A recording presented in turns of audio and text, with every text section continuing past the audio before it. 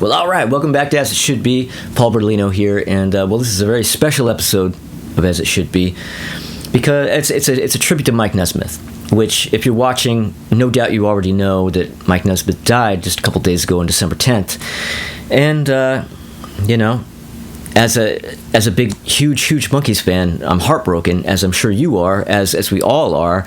Nesmith is most people's favorite Monkee. Mike and Mickey are both my favorite Monkees, and yeah, I mean, all we have left now is Mickey. But Mike, I mean, this is such a huge loss. Now, I can't say I didn't see it coming. The thing is that just recently, Mike and Mickey were on a tour, a big sort of farewell Monkees tour, and when they started appearing, when these shows started happening, and you start seeing videos and photos and things from the tour, I mean, the first thing I noticed was that Mike, he looked terrible. I mean, he looked unwell, and I just thought, I mean, I'll be honest, I thought, I don't know if he's going to make it home alive from this tour. I mean, what's he doing on the road? He looks like he needs to be in bed. So, yeah, I mean, so to be honest, when I got the news, I wasn't shocked, but at the same time, it still really was just like, oh my God, no. When I got a text from my good friend Nathan Alfaro. Shout out to Nate Alfaro. Nate and I have been friends since the late 80s, early 90s, and both big Monkees fans. He is the biggest Nesmith fan I know, and he and I kind of really go back with the band and with Nesmith, and have had a lot of Nesmith related and Monkees related experiences together. But yeah, I mean, like I said, I've been a Monkees fan pretty much my entire life.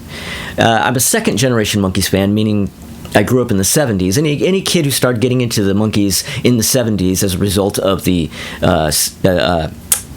syndicated reruns, that's a second generation fan, and that's me. And I'm second generation also in a sense that my mom was a Monkees fan. She's a first generation Monkees fan. She was sitting and watching those episodes as they were airing for the first time and getting the records and the whole thing. But she was also one of those typical Monkees fans of the time where she was a bit more fly-by-night. Like, I think she was completely disinterested in them before the series even got canceled. And it was only on for 2 seasons. So I think she was really only into the Monkees for like a year and a half maybe, and then she kind of moved on to other things. But I'm a lifer. I am a lifer.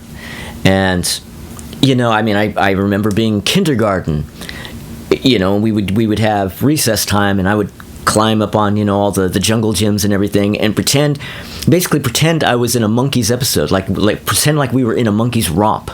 And I would try to get my other friends to kind of like be the Monkees with me, but everybody else was just like, what are you talking about? And even in kindergarten, I liked the old shit, and the kids were just like, that were my age, were like, the Monkees? Well, yeah.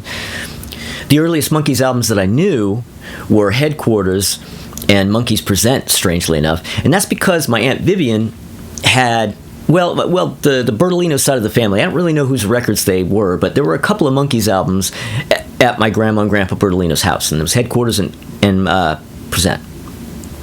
I didn't really like Present that much when I was a kid. It was kind of weird. I was like, it was the usual, where's Peter? And the songs were kind of bizarre to me. I mean, right down to the opener, Little Girl. I was like, well, it didn't sound like the Monkees to me. And Headquarters was really where I cut my teeth on the Monkees. And, aside, of course, from the episodes. But for the longest time, those are the only records that I had or had any access to, because used Monkees records weren't really a common thing that I wasn't running into them. And so I thought they were all really rare. I mean, I thought, like, Pisces Aquarius and Birds, Bees, and the Monkees and stuff, I thought these were really rare records. They were very rare to me, when I was a little kid. And every summer, when I was in elementary school, the Monkees would be on every single weekday at noon. And it would really be a summer thing, but that would carry through September. So in the first month or so, when we would go back to school, the Monkees would still be on every day at noon. So I lived, maybe a couple blocks from where I went to school. So every day at lunch, I would run home to try to catch as much of the Monkees as I possibly could, which meant, it took me maybe 10, 15 minutes to get home. So I basically watched the latter half of the episodes every day. But I absolutely could not fathom missing the Monkees. And so I would watch it every day. I would sit there and I would make a sandwich and I would watch it, and I would pull out my little tape recorder and I would record the songs. And so in the days before I was able to get my hands on Monkees albums, I had cassettes of TV recorded Monkees songs. It had all the sound effects and, all the romp stuff and everything on the songs. So initially, that's how I kind of knew those songs. When I started getting the records and listening to the studio tracks, they seemed weird when they didn't have boing in the middle of the songs. But, that's what you had to do back in those days. You kids, you don't even know how good you have it. But, yeah, I mean, the Monkees, they go all the way back to some of my earliest memories. Now, in the late 70s, and then of course in the mid-80s when I was in high school, that's when they came back without Mike, which was, really disappointing on one hand, but then on the other hand, it was really exciting that they were back, because who would have thought that would have happened? I certainly wouldn't have thought. But as a result of them coming back, Rhino reissued all their albums, and that's... I had actually managed to pick up some of their original albums by that time, but there were so many that I was missing. There were so many that I thought I would never see, especially like the later ones. So the Rhino reissues was what enabled me to initially get albums like Head and Instant Replay and Changes. And, after I did finally get some of the later albums, including Birds and Bees and the Monkees, that's when I was really able to realize how special Nesmith was to the whole thing. I mean, his songs were always... he was certainly the best songwriter out of those guys. I mean, by far. I mean, I think anybody in that whole organization would tell you. And there was just always this sense that, like, he was sort of the real artist amongst this group, which isn't necessarily true. They were all real artists, but just in different ways. Nesmith was just a really excellent songwriter. A great singer as well, by the way. He doesn't really get a lot of credit for what a great singer he was, but, his songwriting is definitely where the sort of the meat of his contribution was. Because a lot of times he would write songs, but he wouldn't necessarily sing them. He would sometimes give the song to Mickey to sing. There's a song or two that he wrote that Davey sang. That they didn't necessarily make records at the time, but you know what I mean. They were recording so many songs. I mean, they put out 9 albums, but they recorded 15 albums worth of songs. But of course, as I said, Nesmith was mostly absent from all of Monkees' activities from the time they reunited in the mid '80s, popping up here and there. But when Davey died, now that's the thing. Who knew that Davey would be the first to go? That one was truly sort of nobody saw that coming. But that strangely seemed to spark Nesmith coming back to the Monkees pretty much full time. I mean, they did a little bit here and there without him, but for the most part, from the time Davey died until the time Mike died, Mike was pretty much mostly in it. Did most of the touring, and yeah, seemed to kind of embrace the whole thing, because he seemed to kind of distance himself for so many years, for decades, and towards the end of his life there, he seemed to embrace it, which was kind of fun and kind of, heartwarming.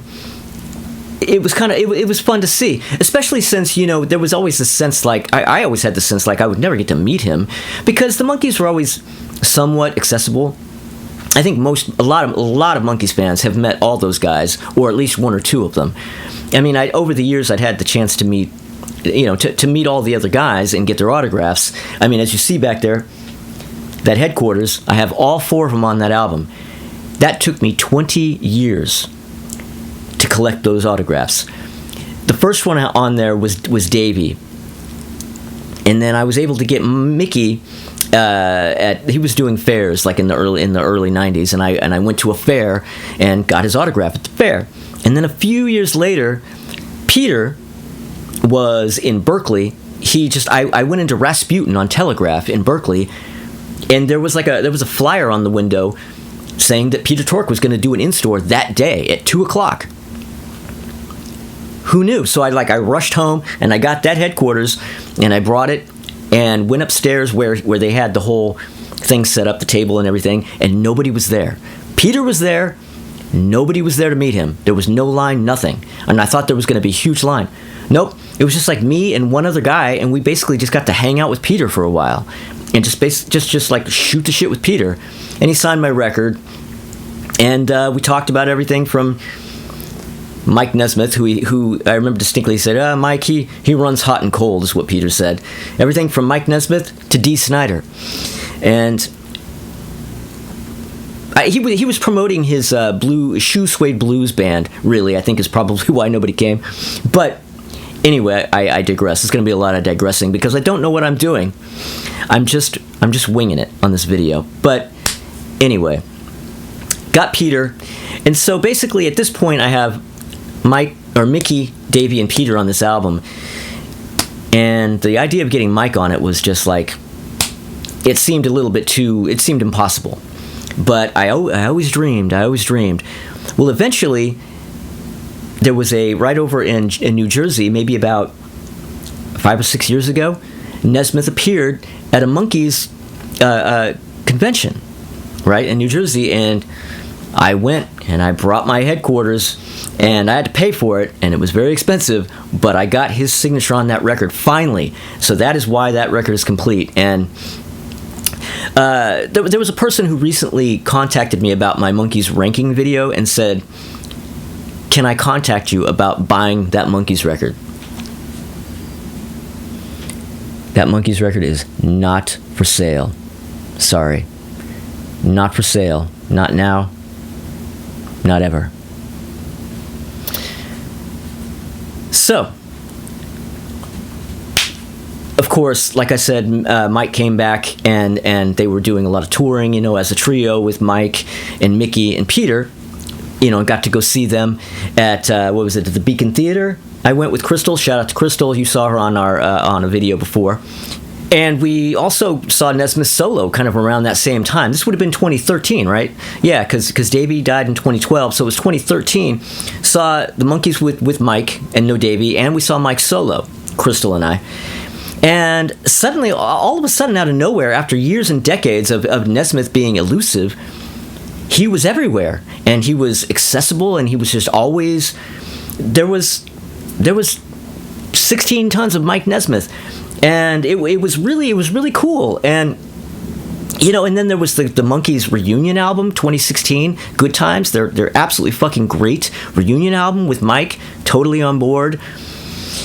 It became like this whole new like high point in the Monkees' career in a way, at least from my perspective. I think in a lot of people's perspective as well. Now, after Peter died, then it all kind of lost steam. Of course, as you would imagine, they did. They still kept touring. They kind of did the Mike and Mickey thing.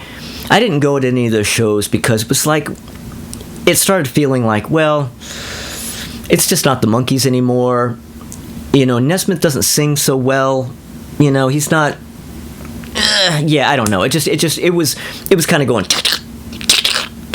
And I just thought, that last show with Mickey, Mike, and Peter, that's my last show. So I didn't go to see any of the Mike and Mickey shows, but I know a lot of people who went. Crystal went. My friend James went. Nathan went. A lot of people that I know went to those shows, and they enjoyed themselves and had a good time. But I couldn't really do it, especially when this last go around when I saw the shape that Nesmith appeared to be in. I just couldn't do it. But to bring this all back around, then of course a couple days ago I get the text from Nate saying that Mike was gone, and it was like, it was heartbreaking, yet honestly it was expected, and but it doesn't make it any easier. And so here I am making this video for you guys. And now what I'm gonna do now from this point, it's almost like a half and half video. At first it's gonna be like a rant, my history of being a Monkees Mike Nesmith fan rant. Now we're gonna go to the latter half of the video, which is going to be my ranking of my top 20 Mike Nesmith tracks. Now I say tracks rather than songs because, there are songs that Mike wrote and sang But there are also songs that Mike sang, but he didn't write. And there are also songs that Mike wrote, but didn't sing. And I want to include all those... I want to include songs from all of those batches because some of my very favorites are not necessarily songs that he wrote, that he just sang. And so, yeah, so I'm kind of, it's a large umbrella I'm working with here, all right? So it's my top 20 favorite Mike Nesmith tracks. So, and I'm going to move through these kind of quickly because I don't want this video to be 2 hours. All right, so here we go. Okay, so coming in number 20 is Righting Wrongs. Yes, Righting Wrongs is the last song on the first side of The Birds and the Bees and the Monkees from 1968.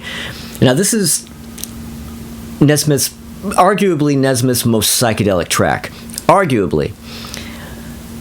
Now, I have it at the bottom of the list. I really love this track. I love it more, a bit more than having it at the bottom of the list would indicate. But the reason why I have it at the bottom of the list is because I think this is more stronger as a production than as a song. Yeah, I think it's really all about... It's a really great, inventive, adventurous production of Nesmith's. But I think most of his other songs are better. I mean, the next song that I have on the list, the number 19, number 19, we're doing 20. I mean, it lyrically buries Righting Wrongs, so there's no way I could have it below Righting Wrongs. I mean, come on. But yeah, Righting Wrongs is a song that I didn't really love a lot as a kid. It was just too weird for me. It took me so long to be able to listen to that and get into it. But once I got into it, it became a favorite. Okay, so number 19 is Carlisle Wheeling. Now, Carlisle Wheeling is a song that didn't actually appear on any of the Monkees albums in the 60s. He recorded it in the 60s, late 60s. I think, wasn't it kind of around, I think I'm not remembering right now. It may have been kind of a Birds and Bees era track, but it didn't make the albums at the time because they had so many great songs that didn't make the albums because they were just recording way more than they could possibly release. Kind of like Prince, really. Now, this song I didn't hear, like most people, until the mid-'80s when they did the first Missing Links compilation. And there are 3 Missing Links comps, and the first one, in my opinion, is the best one. I mean, it's almost like, it's like a long-lost great Monkees album. Carlisle Wheeling is such a great Nesmith track that really is so much better than some of the tracks of his that actually made the albums in the 60s. But Carlisle Wheeling is just one of those tracks where you just listen to it and you think, how could this possibly have gone unreleased all these years? I mean, the quality of this track is so high. If you don't know it, look it up. Do look up Carlisle Wheeling. It's a stellar Nesmith composition and a great vocal from Mike as well. Okay, so coming in at number 18 is I Won't Be the Same Without Her. Now, this is one of those songs that Mike sang, but he didn't write. Yeah, this is a Goffin and King song that they recorded in the early days during the sessions for the first album, but it actually didn't come out until Instant Replay. It's the 3rd track on Instant Replay, and that's just another one. Well, I guess I was going to say I can't believe it went unreleased, but it only went unreleased in its day. It did actually come out in the 60s, and as well it should, because it's a really, really great track. I mean, hell, I have it above Carlisle Wheeling, and anybody who knows that song knows what a great track that is. But this one really... It really has a very Nesmith vibe to it. It's weird. It kind of, you can tell that it's a Carole King song, but Nesmith makes it his own. Like, absolutely, it's Nesmith's song, as far as I'm concerned. Okay, so now number 17, I have a track that's on the first album, Sweet Young Thing. Now, speaking of Goffin and King, Mike actually co-wrote this song with Carole King and Jerry Goffin, which is pretty amazing. I mean, how many people got to co-write with Goffin and King? I mean, that's rarefied air that Nesmith is breathing right there. Now, those guys were brought in to help with the early Monkees tracks and to write songs for them. But, Kirshner was throwing bones to Nesmith because Nesmith was a bit of a malcontent and was pissed off that he couldn't, be more of a musician and songwriter in the band than he was. So every once in a while, Kirshner would be like, well, here, why don't you write with this person or write with that person? And he allowed them to, Goffin and King and Nesmith to get together and write a song. And man, what a song. Sweet Young Thing. I mean, this is just like, it's a pretty heavy track. I mean, it's like it's country on one hand, but it's heavy. Like it's like country heavy metal in a way. You know what I mean? It's like it's really meaty and stomping. And I mean, it's a great track. Okay, it's coming in number 16 is Mary Mary. Yeah, now Mary Mary is a song that Mike wrote, but Mickey sings. Okay? And a lot of people didn't know that Mike wrote that song. I mean, there were people, like I think the earliest version of that song was the Blues Project did it they put it out before the Monkees did, if I'm not mistaken, right?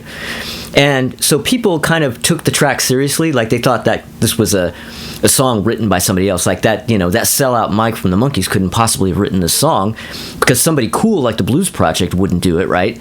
Well, you were wrong, you guys, you were wrong. Mike wrote this song, and Glenn Campbell plays guitar on it, and Mickey sings the living hell out of it. And anybody who knows, Run DMC knows that they're fans of the track, and as you should be too. Mary Mary. Okay, so coming in at number 15 is Different Drum. Yeah, now there's another song. Now here is a great song that Mike wrote that nobody in the Monkees ever recorded. Nesmith did a solo version later on in the 70s, but the version that everybody knows that originally came out is the Stone Ponies featuring Linda Ronstadt. So Linda Ronstadt, everybody knows this is a Linda Ronstadt song, but Mike Nesmith wrote it. And what would it have sounded like had the Monkees done a version? I've actually never been able to imagine what that song would sound like as a Monkees track. I think the Linda Ronstadt version is just embedded in my brain. Like, that's how that song sounds. And man, what a great track, and what a great song. Okay, so coming in number 14 is 9 Times Blue.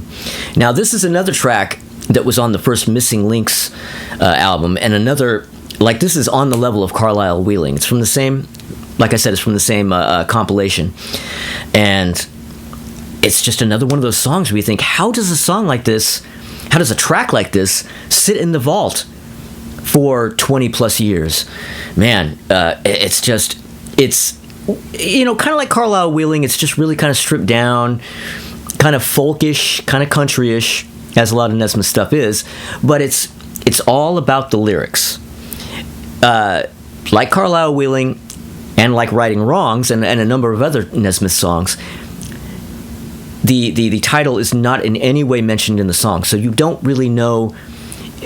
Sometimes I have trouble in a way. I'll get Carlisle Wheeling and 9 Times Blue mixed up in my head because the titles are just these random things that have nothing to do with what is mentioned in the lyrics. In no way, not in even the vaguest way, do these titles refer to anything that's being talked about in the songs. So you kind of, but, that's Mike, man. That's Mike. He's always being difficult, isn't he?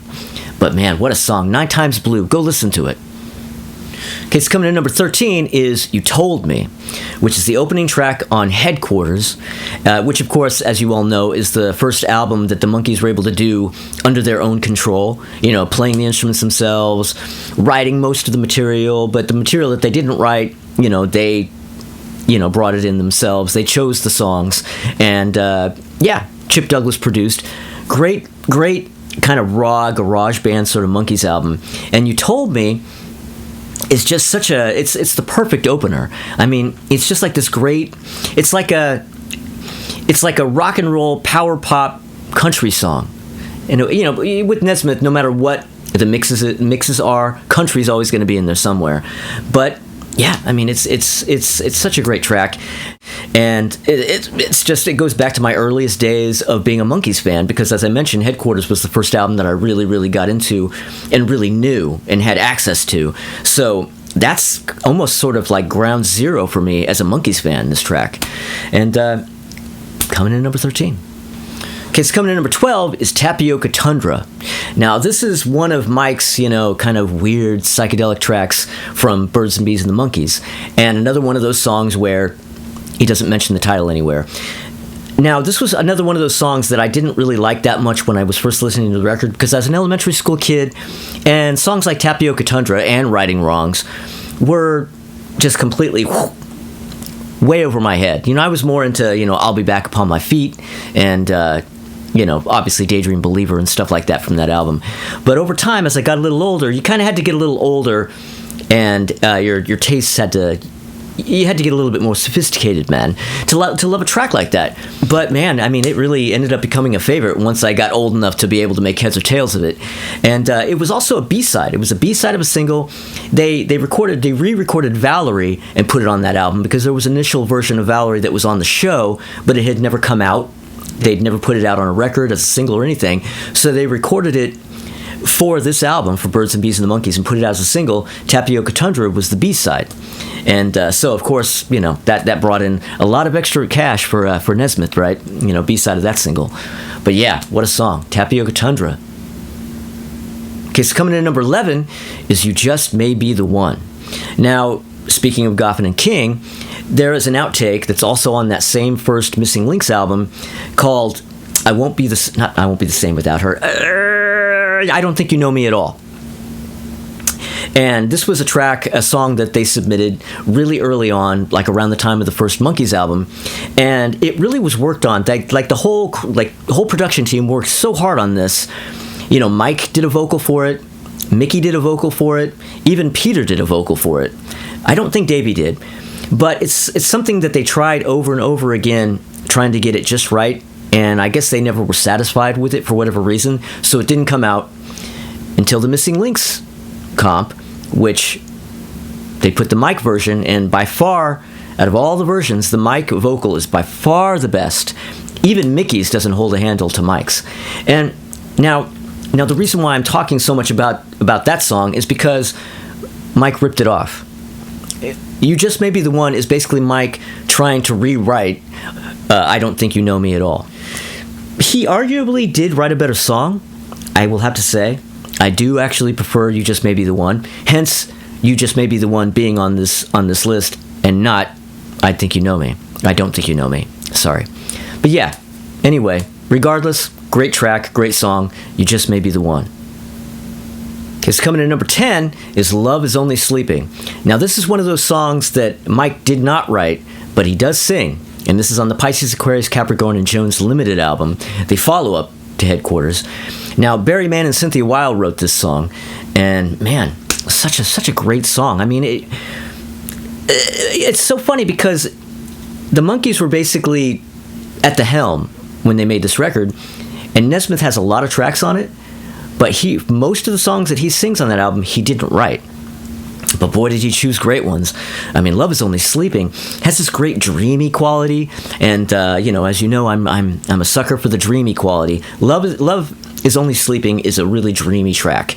Didn't like it that much as a kid for some reason, but that's yet another one of those songs that I grew to love over time, and now it's one of my favorites. It's number 10 on this list. Okay, it's coming in at number 9 is Auntie's Municipal Court, which is yet another song from Birds and Bees and the Monkees where it has a title that doesn't get mentioned in the song anywhere.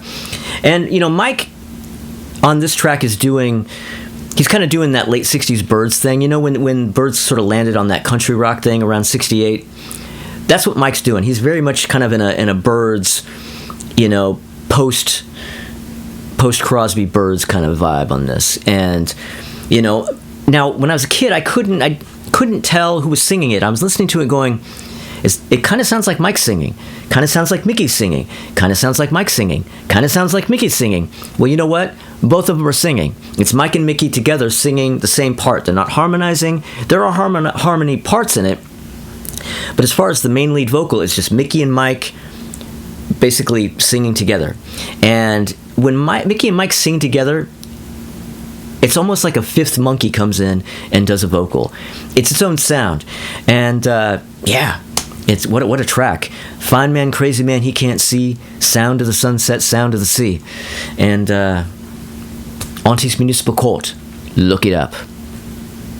Because coming in number 8 is The Kind of Girl I Could Love. Now, this is a Nesmith song that... Well, this is something that they did during the sessions for the first album. And this is one of those bones that Kirshner threw to Nesmith. Nesmith was wanting to write more songs, and Kirshner said, here you go, write with, what's his name? Roger Atkins. Yeah, Nesmith co-wrote this with Roger Atkins, which was one of, Kirshner's guys. And he kind of said, here, go ahead and write a song with this guy, and, there you go, and maybe we'll put it on an album. Well, they didn't put it on the first album, but when Kirshner compiled more of the Monkees, the second album, the song was included. And I've always really, really loved this one. It was always a standout for me. I could see where some people might not consider it as substantial of a Nesmith tune, but there's just something about this one that I've always loved from my earliest memories, and it really takes me back. It's one of those songs that really takes me back to watching the show in the late 70s and early 80s when I was a kid, and yeah, I mean, it's eternally one of my favorite Nesmith tracks. The kind of girl I could love. Now, coming in at number 7 is, of course, another track from that same period, Ground Zero. Ground Zero for Nesmith fans, and for Nesmith as a monkey. Papa Jean's Blues. What a song. What a song. I mean, in a way, this almost should have been my number 1. But, I mean, I have so many songs on here that I love even more than this one. But, I mean, I have no more than I did before, but now I've got all that I need. What a great song. Papa Jean's Blues. From the first Monkees album, all over those early Monkees episodes. And really, I mean, if you had to limit yourself to just one Monkees-era Nesmith track, I could really see you going, I could see myself going for just this one.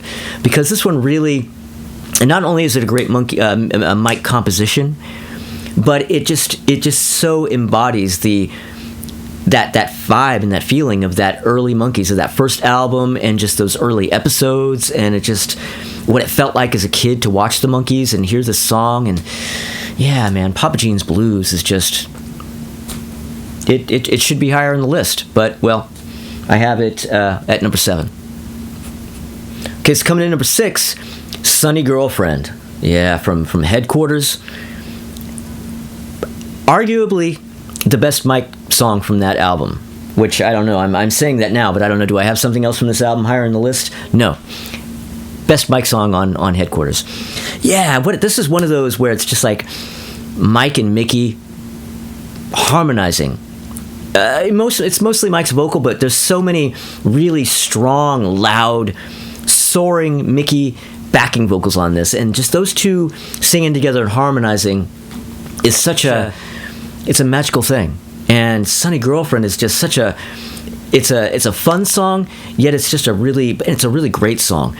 And it was always a favorite. This is one of those songs that pretty much has always had the same standing with me personally. I loved it as a kid listening to the record. I loved it hearing it on the episodes, and to this day it hasn't gotten old. Like, I still can listen to this song and just love every second of it. Okay, so coming in number 5 is The Girl I Knew Somewhere. Yeah, now this is a song that Mike wrote, but Mickey sings. Now, this was the B-side of a standalone single. It was A Little Bit Me, A Little Bit You on the A-side, which was still sort of Kirshner having control. And then the B-side was this song, The Girl That I Knew Somewhere, which is the first track that the Monkees wrote and produced entirely on their own. So this single kind of straddles that line between old Monkees and new self-contained, fully in control Monkees. And really, as far as I'm concerned, it's a double A-side. I mean, The Girl I Knew Somewhere, that's no B-side. This is a double A-sided single, I think, for anybody who loves the Monkees. And Headquarters would have been all the stronger had this song been on it. But you know what I mean? I mean, you had to have those singles at the time with really great songs. And this is a great song. The Girl That I Knew Somewhere. And now, that's one of those songs that used to be on episodes all the time, but I didn't know, where do you get this song? It's not on any of the albums. It was like this mystery.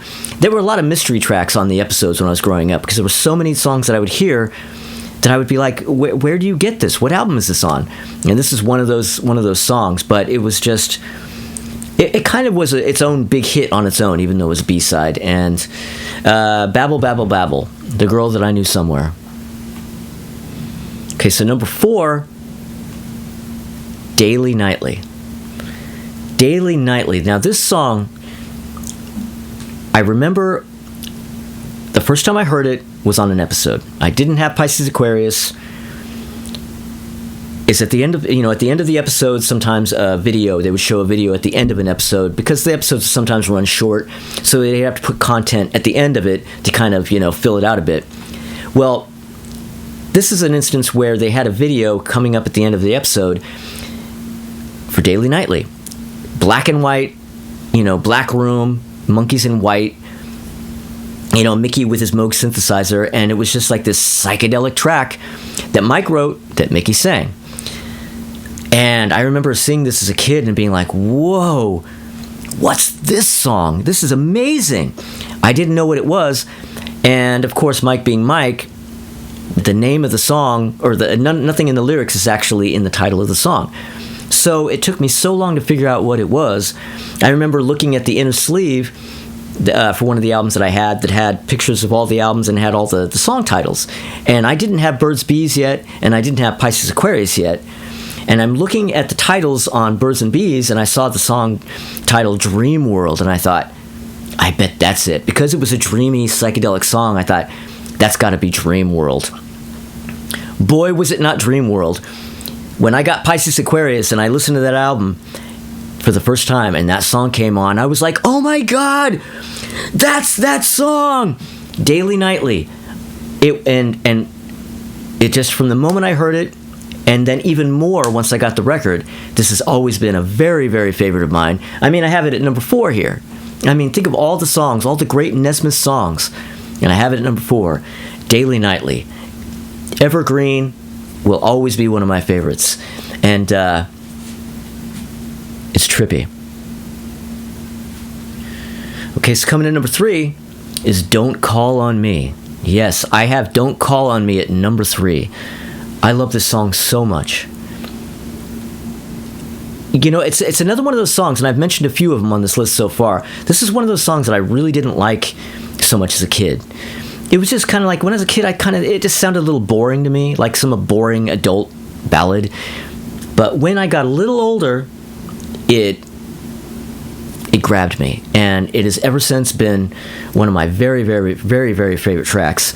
And I'm also, not only am I a sucker for the dreamy tracks, but I'm a sucker for a major seventh.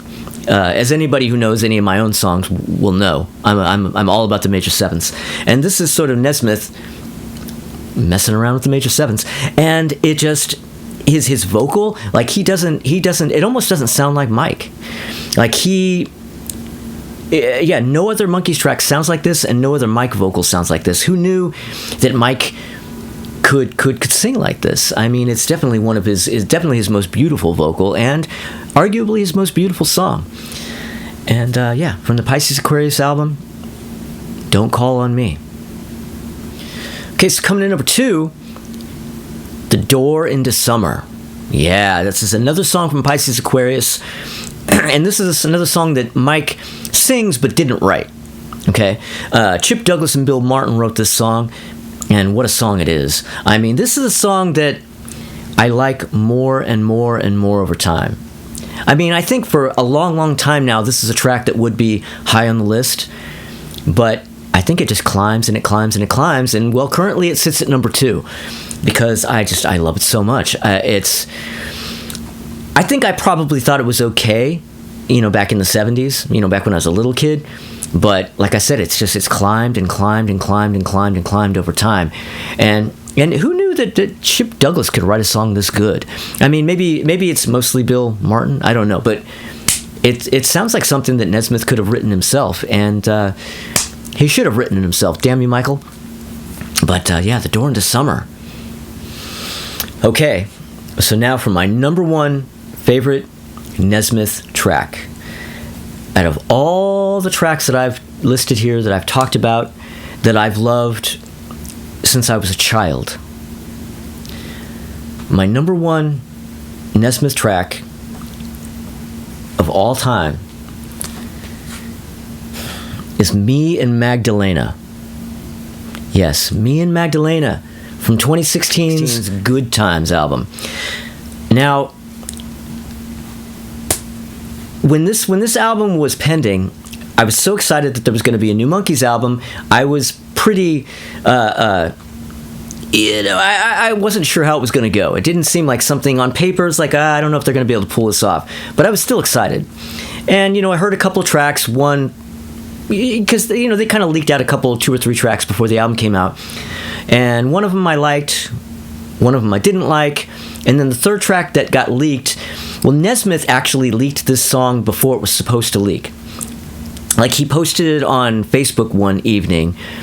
And he wasn't supposed to, but he didn't know this, and he got all excited and he put it up, and it got taken down really quickly, but fortunately I caught it while it was up and clicked on it and listened to it, and it was just this song. It was written by Ben Gibbard from Death Cab for Cutie, okay? And Nesmith didn't write this song. Nesmith is singing this with Mickey, and they harmonize throughout the whole thing.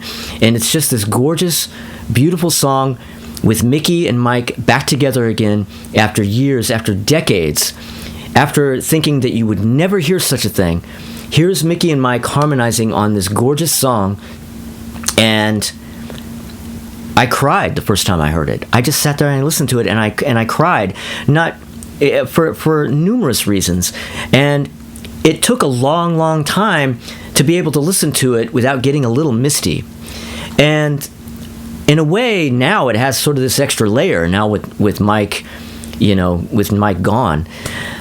And I'm so grateful that they got back in the studio and made this album, if only because they recorded this track that I have at number one, that I have above any of these songs, above all these classic 60s Monkees tracks.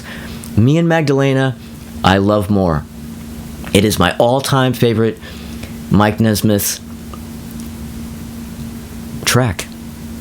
It's yeah. I don't know what else to say. If you don't know this song, if you never... Anybody watching this will know the song because you're all Monkees fans. All of you guys are big Monkees fans. But if by chance you're watching this and you skipped out on that Monkees reunion album in 2016, go listen to it. It's so good. And this is by far the best track on an album full of really great tracks. And yeah, it's my favorite Mike track. All right, so there you go. It's my top 20 favorite Mike Nesmith tracks, and this sort of concludes my tribute to Mike Nesmith. And yeah, I mean, I just like I said, like, he's been a part of my life for my entire life, and I feel so lucky that to have finally got the chance to met him a couple of times, and I'm sure a lot of you guys have too, because we've all tried our best to meet all of those guys, and it takes a while, but ultimately, if you keep at it, it happens. And thanks to, shout out to Nate Alfaro again. One of the times that I met Mike was because Nate, he came along and we went out to Chiller. Mike Nesmith was appearing at Chiller, and basically Nate paid to meet him, but he was able to bring a friend along, and I was the friend he brought along, and we got to say hi to Mike and get a picture with him, and of course I mentioned already the other time when I got to meet him and he signed my Headquarters album, and it was just these crazy things that I really didn't think would ever happen. And I feel so lucky, not only that we got to do this, but really that we got to do it just in time. I mean, I'm so glad that he embraced the Monkees and came out and performed for us all and met us all and was there in his final years. I mean, I love the Monkees, and I love Mike. And what was this groovy button? Oh, it says Save the Texas Prairie Chicken. But yeah, I'm so glad. I'm so babbling. It's time for me to end this video now. You guys have heard me talk about this far too long. Thank you to everybody who watched this video, who's watched every video I've put up, and thank you to the people who subscribed. But if you haven't subscribed yet, please subscribe. Click the little bell so you can get notifications. and like and comment and all that kind of good stuff. And, well, so long, Mike. You were one of the greatest, and you've been a big part of my life, and the Monkees have been a huge part of my life, and that won't change. But unfortunately now all we have left is Mickey, and Jesus, I don't even know what kind of video I'm going to make when he goes, but hopefully that won't be for a long, long time. But anyway, thanks everybody, and see you next time. Yeah, I mean, it would be really interesting. What would it have sounded like? Blah, blah, blah, blah, blah. What would it